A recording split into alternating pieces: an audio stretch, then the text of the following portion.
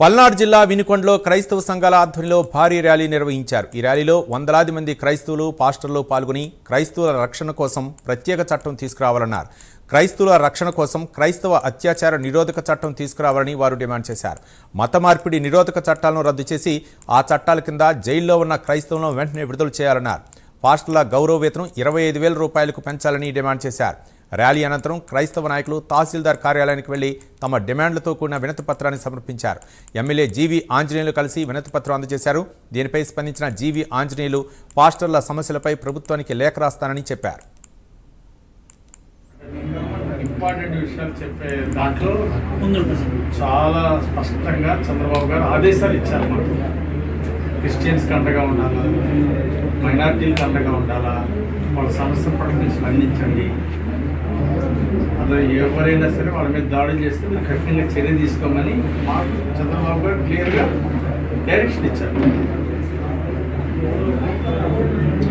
CM గారు ఈ విషయంలో అంటే ఇంపార్టెంట్ విషయాలు చెప్పే దాంట్లో చాలా స్పష్టంగా చంద్రబాబు గారు ఆదేశాలు ఇచ్చారు.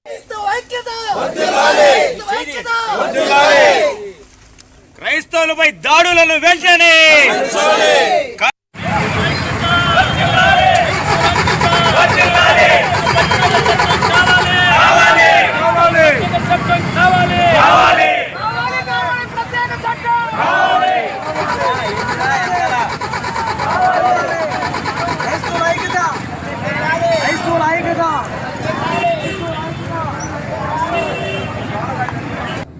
All India Christian youth association ఐక్య సభ్యులు ఈరోజు మమ్మల్ని కలవడం జరిగింది.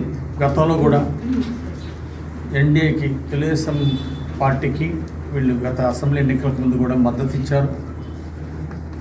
అలాగే ప్రభుత్వం అధికారులు రావడానికి ఎంతో సహకారం ఇచ్చారు. వారికి ఈ సందర్భంగా నేను హృదయపూర్వక ధన్యవాదాలు తెలియజేస్తున్నాను. ఈరోజు ఇళ్ల స్థలాలు లేని వాళ్ళకి ఇళ్ల స్థలాలు, ఇళ్ళు లేని వాళ్ళకి ఇళ్ళు ఇవ్వాలని చెప్పేసి వీళ్ళ అసోసియేషన్ నుండి అడుగుతున్నారు. అట్లాగే క్రిస్టియన్స్ మీద కానీ చర్చిల మీద కానీ ఎక్కడైనా భవిష్యత్తులో దాడులు జరిగితే అలాంటిది జరగకుండా కఠినంగా చర్యలు తీసుకోమని చెప్పేసి అడిగారు. మన ఎన్డీఏ ప్రభుత్వం, చంద్రబాబు గారి ప్రభుత్వం ఎప్పుడు కూడా ఇలాంటి సామాజిక న్యాయానికి కట్టుబడి ఉంది. అట్లాగే అన్ని మతాలని గౌరవించే లౌకిక తత్వం మన తెలుగుదేశం, అట్లాగే ఎన్డీఏ ప్రభుత్వం. ఎక్కడ ముస్లిమ్స్ మీద కానీ, క్రిస్టియన్స్ మీద కానీ, దేవాలయాల మీద కానీ ఎక్కడ ఎలాంటి దాడులు జరిగినా